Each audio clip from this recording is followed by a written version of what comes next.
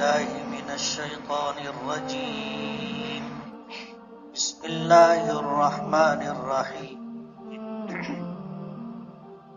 يا أيها النبي إذا طلقتم النساء فطلقوهن لعدتهن وأحصوا العدة واتقوا الله ربكم لا تخرجوهن من بيوتهن ولا يخرجن إلا أن يأتين بفاحشة مبينة وتلك حدود الله ومن يتعد حدود الله فقد ظلم نفسه لا تدري لعل الله يحدث بعد ذلك أمرا فإذا بلغن أجلهن فأمسكوهن بمعروف أو فارقوهن بمعروف وأشهدوا ذوي عدل منكم وأقيموا الشهادة لله ذلكم يوعظ به من كان يؤمن بالله واليوم الآخر ومن يتق الله يجعل له مخرجا ويرزقه من حيث لا يحتسب ومن يتوكل على الله فهو حسبه إن الله بالغ أمره قد جعل الله لكل شيء قدرا. صدق الله العظيم. سبحانك لا علم لنا إلا ما علمتنا إنك أنت العليم الحكيم. رب اشرح لي صدري ويسر لي أمري واحلل عقدة من لساني يفقهوا قولي. پناہ مانگتا ہوں میں اللہ تعالیٰ کی شیطان مردود سے. شروع کرتا ہوں میں اللہ کے نام سے جو بڑا مہربان بڑی رحمتوں والا ہے. اے نبی، آپ کہہ دو اپنی امت سے کہ جب تم عورتوں کو طلاق دینے کا پختہ ارادہ کر لو تو پس تم انہیں ان کی عدت کے اول وقت میں طلاق دو اور عدت کو شمار کرو اور اللہ تعالیٰ جو تمہارا پروردگار ہے اس سے ڈرتے رہو اور مطلقہ عورتوں کو ان کے گھروں سے ان کے مستقر اور مقام سے نہ نکالو اور وہ عورتیں خود بھی نہ نکلیں اپنے گھروں سے مگر یہ کہ وہ کسی بے حیائی کا ارتکاب کریں، کھلی ہوئی بے حیائی کا ارتکاب کریں. اور یہ اللہ تعالیٰ کی قائم کردہ حدود ہیں اور جو شخص اللہ تعالیٰ کے حدود سے تجاوز کرے گا بس اس نے اپنے آپ پر ظلم کیا اور اس کو خبر نہیں ہے. شاید اللہ تعالیٰ اس کے بعد کوئی نئی بات پیدا کر دے. پس جب وہ عورتیں اپنی عدت کو پہنچ چکے تو پس تم ان کو روکو دستور کے مطابق یا انہیں چھوڑ دو دستور کے مطابق اور گواہ بنا لو تم میں سے 2 معتبر اور عادل لوگوں کو اور یہ گواہی قائم کرو اللہ کے لیے. یہ نصیحت کی جاتی ہے تمہیں اس بات کی جو شخص ایمان رکھتا ہو اللہ پر اور آخرت کے دن پر اور جو شخص اللہ سے ڈرتا رہے اللہ تعالیٰ اس کے لیے نکلنے کی راہ بنا دیتا ہے اور اسے رزق دیتا ہے ایسی جگہ سے جہاں سے اس کو گمان بھی نہیں ہوتا. اور جو شخص اللہ پر بھروسہ رکھے پس اللہ اس کے لیے کافی ہے. بے شک اللہ تعالیٰ اپنے کاموں کو پورا کرنے والا ہے. تحقیق کہ اللہ نے ہر چیز کے لیے ایک اندازہ مقرر کیا ہے. یہ سورہ طلاق ہے. نزول کے اعتبار سے مدنی ہے. اس میں 2 رکوع اور 12 آیتیں ہیں.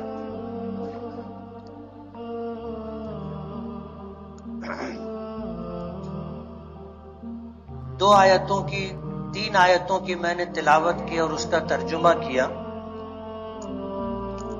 ہماری شریعت ہر اعتبار سے مکمل ہے. اس شریعت کا آغاز حضرت آدم علیہ نبینا علیہ الصلاۃ والسلام سے ہوا تھا اور اختتام ہمارے آقا جناب رسول اللہ صلی اللہ علیہ وسلم کی ذات گرامی پر ہوا۔ شریعت کی ابتدا ہوئی، احکامات آتے رہے، اور جیسے جیسے زمانہ گزرتا رہا، انبیاء کرام آتے رہے، لوگوں کے حالات کے پیش نظر اللہ تعالیٰ احکامات نازل فرماتے رہے، اور پچھلے احکامات کے متعلق اللہ پاک یا تو اسے باقی رکھتے رہے یا اسے منسوخ کرتے رہے، اور یہ اضافہ اور تبدیلی ہوتی رہی حتیٰ کہ نبی کریم صلی اللہ علیہ وسلم تشریف لائے۔ جب ہمارے آقا جناب رسول اللہ صلی اللہ علیہ وسلم کی بعثت ہوئی اور اللہ پاک کی طرف سے یہ فیصلہ ہوا کہ اب یہ آخری نبی ہیں اور آپ کو جو شریعت دی جا رہی ہے یہ آخری شریعت ہے، تو اللہ پاک نے قیامت تک آنے والے انسانوں کے لیے ان کے حالات کے پیش نظر جو احکامات چاہیے تھے، اللہ پاک نے وہ سارے احکامات عطا کیے۔ اللہ دانا و بینا ہے، علیم و خبیر ہے۔ اللہ تعالیٰ ازل سے لے کے ابد تک انسانوں کے حالات سے واقف ہے۔ اللہ خالق بھی ہے، مالک بھی ہے، سمیع و بصیر بھی ہے، علیم و خبیر بھی ہے۔ تو آخری نبی جناب رسول اللہ صلی اللہ علیہ وسلم کو اللہ نے جو شریعت دی، اس میں دو باتیں رکھی۔ ایک بات تو یہ کہ اللہ نے اسے مکمل کیا اور ہر اعتبار سے مکمل کیا، اور اس بات کی خبر خود نبی کریم صلی اللہ علیہ وسلم پر قرآن کریم کی آیات کے ذریعے واضح کر دی کہ جب آپ اس دنیا میں قیام کے آخری سال، اپنی زندگی کے آخری دنوں میں حج کے لیے جب تشریف لائے اور مینا کے میدان میں تھے، تو آپ پر قرآن کریم کی آیت نازل ہوئی، الیوم اکملت لکم دینکم واتممت علیکم نعمتی ورضیت لکم الاسلام دینا، کہ آج کے دن میں نے تمہارے لیے تمہارا دین مکمل کر دیا۔ اللہ پاک نے دین کی تکمیل کی خوشخبری عطا کی، اور دو باتیں اور فرمائی، وَأَتْمَمْتُ عَلَيْكُمْ نِعْمَتِي، اس دنیا میں انسانوں کو جتنی نعمتیں ملنی ہے، اللہ پاک نے ان نعمتوں کی تتمیم اور تکمیل کی خوشخبری دی۔ قیامت تک آنے والے انسانوں پر اس دنیا میں جتنی نعمتیں اللہ پاک عطا کریں گے، اللہ نے وعدہ کر لیا کہ میں وہ ساری نعمتیں دوں گا۔ وَأَتْمَمْتُ عَلَيْكُمْ نِعْمَتِي، اور میں نے تم پر اپنی نعمتیں تمام کر دی۔ تیسری بات فرمائی، وَرَضِيتُ لَكُمُ الْإِسْلَامَ دِينًا، اس دنیا میں بہت سارے مذاہب پائے جائیں گے، لیکن میں نے تمہارے لیے دین اسلام کو پسند کیا ہے۔ دین اسلام کے مقابلے میں کوئی بھی شریعت ہو، چاہے وہ آسمانی ہو یا غیر آسمانی ہو، اللہ کے نزدیک پسندیدہ نہیں ہے۔ اللہ کے نزدیک پسندیدہ دین دین اسلام ہے۔ یہ اللہ پاک کا فیصلہ ہے، اور اللہ نے اس پر ایک بات اور فرمائی کہ دین اسلام کے مقابلے میں اگر کسی نے کوئی دوسرا دین اختیار کیا، وَمَن يَبْتَغِ غَيْرَ الْإِسْلَامِ دِينًا فَلَن يُقْبَلَ مِنْهُ، کہ کسی نے اگر اسلام کے مقابلے میں کوئی دوسرا دین اختیار کیا اور پسند کیا، تو وہ دین اس سے ہرگز ہرگز قبول نہیں کیا جائے گا۔ اسی لیے علماء فرماتے ہیں کہ دین اسلام کے آنے کے بعد بقیہ جتنے ادیان تھے، چاہے وہ آسمانی ہو یا انسانوں کے اپنے ایجاد کیے ہوئے ہوں، سب کے سب منسوخ ہو گئے، اور فَلَن يُقْبَلَ مِنْهُ یہ جملہ بتاتا ہے کہ وہ دین اللہ کے نزدیک چلے گا نہیں، قبول نہیں کیا جائے گا۔ اس دین پر رہنے والے لوگ دین اسلام کے آ جانے کے بعد اگر اس پر عمل بھی کرتے رہیں گے تو بھی ان سے وہ اعمال قبول نہیں کیے جائیں گے۔ یعنی قرآن کریم کے آ جانے کے بعد توریت منسوخ ہو گئی، قرآن کریم کے آ جانے کے بعد انجیل منسوخ ہو گئی، قرآن کریم کے آ جانے کے بعد زبور منسوخ ہو گئی، قرآن کریم کے آ جانے کے بعد جتنے صحیفے اللہ نے نازل کیے، حضرت ابراہیم علیہ الصلاۃ والسلام پر، حضرت موسیٰ علیہ الصلاۃ والسلام پر، اور بھی انبیاء کرام علیہم الصلاۃ والسلام پر، وہ سب منسوخ ہو گئے۔ اب قیامت تک آنے والے انسانوں کے لیے اللہ کا پسندیدہ دین دین اسلام ہے، بس ایک دین، اور اللہ کی کتابوں میں سے ایک کتاب قرآن کریم، اس کے علاوہ نہ کوئی آسمانی کتاب قابل قبول ہے، نہ کوئی آسمانی دین قابل قبول ہے۔ دوسری بات جو اس دین میں اللہ پاک نے رکھی ہے وہ اس کی پسندیدگی ہے، ایک تو اس کی تکمیل، اور قیامت تک کے لیے اللہ نے اس کو پسند فرما لیا ہے۔ یہ دو باتیں اللہ نے دین اسلام میں رکھی۔ پہلی بات کہ اللہ نے اس کو مکمل کیا ہے ہر اعتبار سے۔ ایک انسان جب زندگی گزارتا ہے تو انسانی زندگی میں نشیب و فراز آتے ہیں، اچھے برے دن آتے ہیں، سکھ دکھ پیش آتے ہیں، نفع نقصان ہوتا ہے، صحت و تندرستی لاحق ہوتی ہے، پسندیدہ اور ناپسندیدہ حالات سے آدمی کا سامنا ہوتا ہے۔ تو ان تمام حالات کے اندر ایک انسان کو کیا کرنا چاہیے؟ مکمل تشریح، مکمل رہنمائی، ایک مکمل گائیڈ اللہ پاک نے دین اسلام کو بنایا ہے۔ یعنی ایک مسلمان اپنی زندگی کے کسی بھی موڑ پر بے سہارا نہیں ہے، اندھیرے میں نہیں ہے کہ اب میں کیا کروں۔ ہمارا دین اس کی رہنمائی کرتا ہے، اچھے حالات میں بھی رہنمائی کرتا ہے، برے سے برے حالات میں بھی رہنمائی کرتا ہے۔ سکھ کے دن ہو، امیری کے دن ہو، خوشحالی کے دن ہو، کیا کرنا چاہیے دین بتاتا ہے۔ تنگ دستی کے دن ہو، مصیبت کے دن ہو، محتاجگی کے دن ہو، تو ہمیں کیا کرنا چاہیے ہمارا دین بتاتا ہے۔ تندرستی کا زمانہ ہو، بیماری کا زمانہ ہو، اقامت کا زمانہ ہو، سفر کا زمانہ ہو، حالات سازگار ہوں، حالات ناسازگار ہوں، کیا کرنا چاہیے ہمارا دین بتاتا ہے۔ اور روئے زمین پر دین اسلام ہی مکمل دین ہے جو ہر حالت میں ہماری رہنمائی کرتا ہے۔ باقی روئے زمین پر کوئی دین آپ کو ایسا نہیں ملے گا جو مکمل ہو، مکمل ہو۔ دین اسلام نے ہمیں عبادت کا طریقہ بھی بتایا، مکمل طریقہ بتایا عبادت کا، اور شریعتوں میں یہ بات آپ کو نہیں ملے گی۔ کوئی کچھ کرتا ہے، کوئی کچھ کرتا ہے، کوئی کچھ کرتا ہے۔ ایک مذہب، ایک دھرم کے ماننے والے، ایک دین کے ماننے والے الگ الگ طریقے سے کام کرتے۔ کیوں؟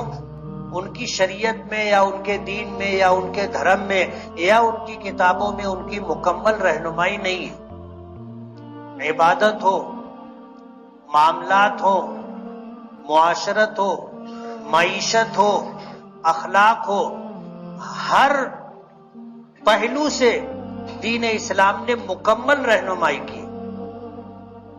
کہیں بھی اپنے ماننے والوں کو بے سہارا نہیں چھوڑا، اندھیرے میں نہیں رکھا۔ انسانی زندگی میں فطرت کے اعتبار سے مرد ہو تو اسے عورت کے سہارے کی ضرورت ہے، اور عورت ہو تو اسے مرد کے سہارے کی ضرورت ہے۔ یہ سہارا کیسا ہونا چاہیے اس کی مکمل رہنمائی ہمارے دین میں موجود ہے، جس کو نکاح کہا جاتا ہے۔ ایک غیر محرم مرد اور عورت کے درمیان رشتہ قائم ہو، اس کے لیے نکاح ہماری شریعت نے رکھا ہے۔ محرم عورتوں سے نکاح نہیں ہو سکتا، محرم عورتوں سے نکاح نہیں ہو سکتا، محرم مردوں سے نکاح نہیں ہو سکتا۔ اور محرم اسے کہتے ہیں جن سے کبھی بھی نکاح کرنا جائز نہ ہو، محرم اس کو کہتے ہیں جس سے کبھی بھی نکاح کرنا جائز نہ ہو. عورتوں کے لیے کچھ مرد محرم ہیں اور مردوں کے لیے کچھ عورتیں محرم ہیں. ان محرم مردوں اور عورتوں کو چھوڑ کر کے دنیا میں جتنے مرد ہیں ان سے عورتیں نکاح کر سکتی ہیں، اور جتنی عورتیں ہیں مرد ان سے نکاح کر سکتے. ہماری شریعت میں نکاح کے تعلق سے بھی تفصیلات موجود ہیں. رشتہ نکاح کن عورتوں کو پسند کیا گیا ہے اور کن سے نکاح کرنا چاہیے، اس کی بھی تفصیلات موجود ہیں. اور نکاح ہو جانے کے بعد ایک دوسرے پر ایک دوسرے کے کیا حقوق ہیں اس کی بھی تفصیلات موجود ہیں. اور پھر ان کے ساتھ کیسے گزارا کرنا چاہیے، کیسے اخلاق کے ساتھ پیش آنا چاہیے، اس کی تفصیلات بھی موجود ہیں. اب ظاہر بات ہے ایک اجنبی مرد ایک اجنبی عورت کے درمیان اگر رشتہ ہوتا ہے تو رشتہ ہو جانے کے بعد بسا اوقات رشتہ ٹوٹنے کی بھی نوبت آ جاتی ہے. کبھی شوہر کا انتقال ہو جاتا ہے، اب بیوی کیا کرے؟ کبھی بیوی کا انتقال ہو گیا، اب شوہر کیا کرے؟ نکاح کے تعلق سے حد متعین کر دی کہ اگر ایک مرد ہے تو وہ بیک وقت اپنے نکاح میں 4 بیویاں رکھ سکتا ہے. اس سے زیادہ بیک وقت پانچواں نکاح نہیں کر سکتا، 5ویں بیوی کو نکاح میں نہیں لا سکتا. 4 تک کی اجازت ہے بیک وقت.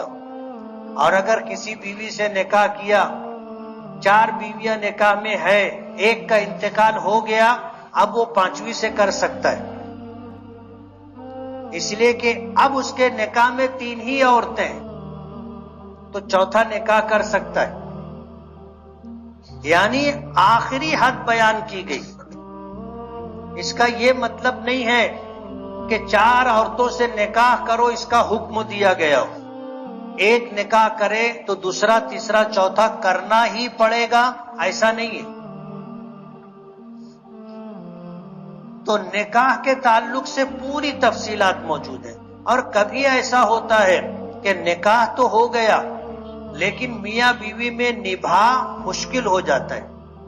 کسی بھی وجہ سے کچھ چیزیں ہوتی ہیں جس کی وجہ سے اب میاں بیوی کے درمیان نبھا کی کوئی شکل باقی نہیں رہی.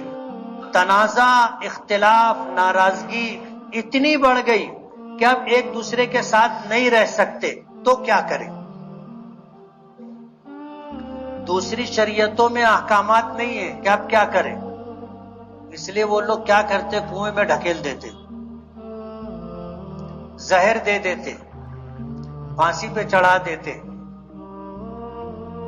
گلا گھونٹ کر کے مار دیتے، راکھیل پیٹرول ڈال کر کے جلا دیتے. ہوتا ہے ایسا. وجہ اس کی یہ ہے کہ ان کے یہاں کوئی راستہ ہی نہیں ہے. اب رات دن کا جھگڑا چل رہا ہے اور ان کے دھرم میں علیحدگی کی کوئی شکل موجود نہیں. ہمارے یہاں نکاح ایک عقد ہے، ایک ایگریمنٹ ہے ساتھ رہنے کا. جنم جنم کا ساتھ نہیں ہے ہمارے یہاں. ہمارے یہاں جنم جنم کا ساتھ نہیں ہے کہ اب ایک مرتبہ نکاح کر لیے تو اب جنم جنم کا ساتھ. یہ جنم میں ساتھ رہیں گے، مر گئے، دوسرے جنم میں بھی ساتھ رہیں گے، مر گئے، تیسرے جنم میں بھی ساتھ رہیں گے، مر گئے، چوتھے جنم میں بھی ساتھ رہیں گے. ایسا ہمارے یہاں نہیں. یہ ایک عقد ہے، ایک ایگریمنٹ ہے. جب تک میاں بیوی چاہیں گے یہ ایگریمنٹ باقی رہے گا، اور جب ختم کرنا چاہیں گے تو ختم ہو جائے گا. اور اس ایگریمنٹ کا ختم ہو جانا طلاق کہلاتا ہے. ایک اجنبی مرد عورت کا ملنا نکاح ہے، اور ایک اجنبی مرد عورت کا نکاح کے ذریعے رشتہ نکاح قائم ہو جانے کے بعد اس کا اختتام طلاق ہے. ہم نے ابھی سورہ طلاق کی 3 آیتوں کی تلاوت کی ہے، اس میں یہی بتایا گیا ہے کہ نکاح ہوا، ایک عقد، ایک معاہدہ، ایک ایگریمنٹ وجود میں آیا، اگر اس کو ختم کرنا ہے تو کیسے ختم کرے؟ کسی اور دھرم اور شریعت نے نہیں بتایا، ہماری شریعت نے بتایا ہے۔ اور کیوں بتایا ہے؟ کہ بسا اوقات میاں بیوی کا نبھا ناممکن ہو جاتا ہے، کہ اب ساتھ میں رہنے کی کوئی شکل نہیں ہے، کوئی صورت نہیں ہے۔ اب ظاہر بات ہے کہ اگر شریعت راستہ نہ بتائے تو پھر لوگ وہی کریں گے، زہر دے دینا، جلا دینا، پھانسی دے دینا۔ شریعت نے اس سے منع کیا کہ نامساعد حالات میں جب عقد نکاح باقی رکھنا بہت مشکل اور ناممکن ہو جائے تو اب میاں بیوی کے لیے علیحدگی کے احکامات موجود ہیں، جس کے لیے قرآن کریم کی یہ سورت سورہ طلاق ہے۔ پنچ حضرات ایسے بھی ہوتے ہیں کہ وہ بنانے کی پوری کوشش کرتے ہیں، بنانے کی پوری کوشش کرتے ہیں، لیکن جب یہ دیکھتے ہیں کہ اب نباہ کی کوئی شکل نہیں ہے تو پنچ لوگ اپنا ہاتھ نکال لیتے، اور جب ان سے کہا جائے کہ اب، بولے ہم لوگ بنائے والا کام کر رہے تھے، بگاڑے والا کام نہیں کرتے۔ حالانکہ یہ جواب مناسب نہیں۔ جب شریعت نے بنانے کا بھی طریقہ بتایا اور عقد نکاح ختم کرنے کا بھی طریقہ بتایا تو بسا اوقات علیحدگی ہی میں خیر ہوتی ہے۔ پنچ حضرات کو یہ نہیں کہنا چاہیے کہ ہم لوگ صرف بنانے کا کام کرتے ہیں، بگاڑنے کا کام ہے تو ادھر ہی جاؤ، یہ بات بھی مناسب نہیں ہے۔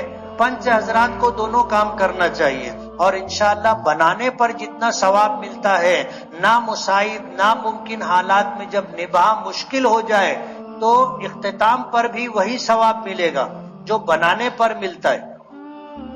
اس لیے پنچ حضرات جو یہ کہتے ہیں کہ ہم صرف بنانے کا کام کرتے ہیں، بگاڑنے کا نہیں کرتے، ان کو اپنی سوچ بدلنی چاہیے۔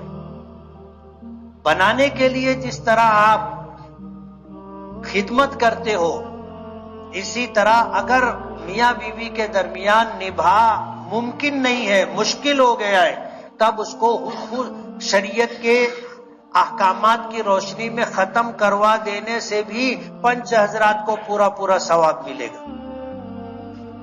اس لیے جو سورت ہے سورہ طلاق، یہ ہماری شریعت کی خوبصورتی ہے کہ جب ساتھ میں رہنے کا معاملہ طے ہوا ہے، تب اگر خدا نہ خواستہ ختم کرنے کی نوبت آئے تو کیسے ختم کریں گے، وہ تفصیل بھی ہماری شریعت نے ہم کو بتائی ہے۔ یہ ہماری شریعت کا حسن ہے، اس کا کمال ہے، اور انسانی فطرت کے پیش نظر یہ دین فطرت ہے۔ ہمیں ایسے مشکل حالات میں بھی ہماری شریعت نے ہماری رہنمائی کی ہے۔ اس لیے قرآن کریم میں اللہ پاک نے سورہ طلاق کے عنوان سے مکمل ایک سورت نازل فرمائی، اور پھر اس کی تشریح میں نبی کریم صلی اللہ علیہ وسلم کی حدیثیں موجود ہیں، اور پھر فقہا نے قرآن کریم کی انہی آیات اور ان جیسی آیات کے ساتھ ساتھ نبی کریم صلی اللہ علیہ وسلم کے ارشادات کو سامنے رکھ کر کے تمام تر مسائل کا استخراج کیا ہے، طلاق کی وضاحت کی ہے، طلاق کی قسمیں بیان کی ہیں، طلاق کے بعد احکامات بیان کیے، پوری وضاحت اور تفصیل آپ کو ملے گی۔ یہ ہماری شریعت کی خوبصورتی اور ہماری شریعت کا حسن ہے۔ یہ تھی تمہید۔ انشاءاللہ آگے جو ہے اس کی آیات کی تشریح کریں گے۔ 2 باتیں عرض کرنی تھی۔ ایک بات تو یہ کہ ہم اس وقت صرف تمہیدی گفتگو کے بعد درس قرآن ختم کرنا چاہتے ہیں۔ وجہ اس کی یہ ہے کہ میرے گھر جو مدرسہ چلتا ہے، ابھی اس کا پروگرام ہے جس میں 17 بچیاں حافظ ہوئی ہیں الحمدللہ، اور اس میں میری بیٹی بھی ہے اور مفتی عبد المالک صاحب جو میرے چھوٹے بھائی ہیں ان کی بیٹی بھی ہے. تب یہ پروگرام ہے, وہاں پر مجھے بات کرنی ہے. اس پروگرام میں پروگرام چل رہا ہے. دوسری بات یہ کہنی تھی کہ ہمارے شہر میں کچھ جگہ مارکیٹ کی ایسی ہے جہاں نماز کے وقت میں خواتین کے نماز کی ضرورت محسوس ہوتی ہے. جیسے گاندھی مارکیٹ ہے تو توکل مسجد کے اندر ہمارے ساتھیوں نے عورتوں کے لیے نماز کی ایک جگہ بنائی ہے تاکہ جو عورتیں وہاں آ جائیں, اپنے گھر سے دور ہے یا بیرون شہر سے عورتیں آ گئی تو وہ نماز پڑھ سکیں. اس کے لیے ایک جگہ وہاں پر بنائی گئی ہے اور الحمدللہ جو نماز کا اہتمام کرنے والی خواتین ہیں وہ وہاں پر نماز پڑھتی ہیں. اس کے لیے کچھ 50-60 ہزار روپے کا خرچہ آیا, ساتھیوں نے کیا. یہ ہمارا انجمن چوک ہے, وہاں پر ایک مدرسہ ہے. اس مدرسے میں بھی نماز کے وقت میں عورتیں نماز اپنی پڑھ سکیں, یہ انتظام کرنا ہے. اس کے لیے ہمارے ان ساتھیوں کی طرف سے یہ گزارش ہے کہ آج نہیں, اگلے درس قرآن کے موقع پر ہمیں آپ کا تعاون چاہیے. کریں گے نا؟ قریب 50-60 ہزار روپیہ لگے گا. تو اگلے ہفتہ جب آپ آئیں تو اپنی جیب میں 100 روپیہ لے کر کے آئیں. جو آدمی 100 نہ دے سکتا ہو, جو دے سکتا ہو 50 روپیہ, 25 روپیہ, 10 روپیہ وہ لے کر کے آئے. اور جو 100 سے زیادہ دے سکتا ہو, 200, 500, 1000, اس سے زیادہ دے سکتا ہو, وہ رقم لے کر کے آئے. لیکن یہ رقم عطیے کی ہونی چاہیے, زکوٰۃ اور صدقے کی رقم نہیں. عطیے کی رقم لے کر کے آئے. اگلے ہفتہ جمعرات درس قرآن میں اس کا چندہ ہوگا. آج اس لیے نہیں کر رہے ہیں کہ پتہ نہیں آپ پیسہ لے کر کے آئے ہیں کہ نہیں آئے, لیکن ایک ہفتہ پہلے آپ کو اس لیے کہہ دیا گیا کہ یہ وہ چیزیں ہیں جو ہمارے لیے آخرت کا ذخیرہ ہے. ہم ہزاروں روپیہ ادھر ادھر اپنے کپڑے پر, اپنے کھانے پر, اپنی رہائش پر, اپنی سواری پر خرچ کرتے, لیکن اپنی آخرت کے لیے خرچ کرنا ہے. اور یہ سب کچھ یہیں رہ جائے گا. اس عنوان سے جو ہم خرچ کریں گے انشاءاللہ کل ہمیں قیامت کے دن ملے گا, اللہ کے یہاں ذخیرے کے طور پر رہے گا. اس لیے آئندہ ہفتہ درس قرآن کے موقع پر انجمن چوک میں خواتین کی نماز کے لیے جگہ ہے, وہاں پہ انتظامات کرنا ہے. اس کے لیے آپ لوگوں کا تعاون چاہیے. سوال و جواب کی مجلس بھی انشاءاللہ اگلے ہفتہ ہوگی. بسم اللہ الرحمن الرحیم. الحمدللہ رب العالمین. اللہم صلی علی سیدنا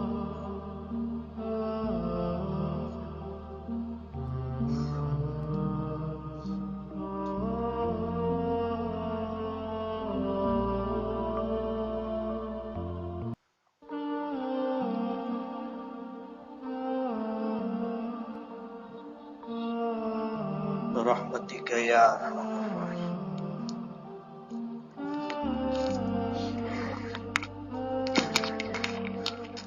محترم حضرات،